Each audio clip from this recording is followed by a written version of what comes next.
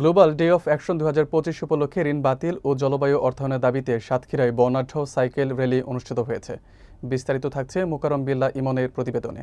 শনিবার সকালে শহীদ আব্দুর রাজ্জাক পার্ক থেকে র্যালিটি শুরু হয়ে শহরের প্রধান সড়ক প্রদক্ষিণ শেষে এক স্থানে এসে শেষ হয়।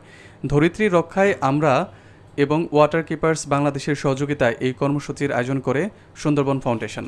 র্যালিতে অংশগ্রহণকারীরা ঋণ বাতিল করো, কয়লা বিদ্যুৎ বন্ধ করো, অর্থায়ন নিশ্চিত করো ও ধনীদের জন্য গরিবের জন্য নয় এই দাবিসমূহ সংবলিত ব্যানার প্লেকার্ড বহন করেন।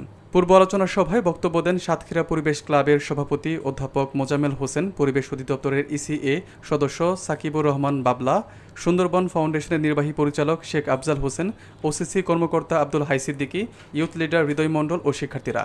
বক্তারা বলেন, জলবায়ু পরিবর্তন মোকাবেলায় ঋণের বোঝা কমিয়ে বৈশ্বিকভাবে ন্যায্য অর্থায়ন নিশ্চিত করতে হবে।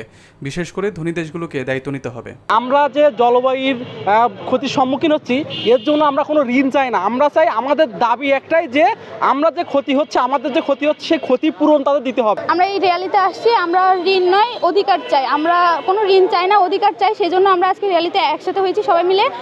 ঋণ দিয়ে আমাদেরকে আরও ঝুঁকির মুখে না ফেলে নবায়নযোগ্য জ্বালানিতে বিনিয়োগ করে বাংলাদেশকে সুন্দর পরিবেশে ফিরে আসার সুযোগ দিন। সাতক্ষীরাবাসীকে জানানোর জন্য আজকে সারা বিশ্বে এই গ্লোবাল ডে অফ অ্যাকশন এই ব্যানারকে সামনে নিয়ে আমরা এই র্যালি করছি।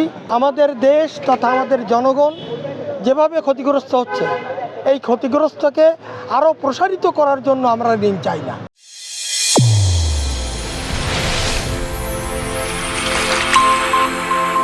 চ্যানেল A1 হৃদয়ের স্পন্দন।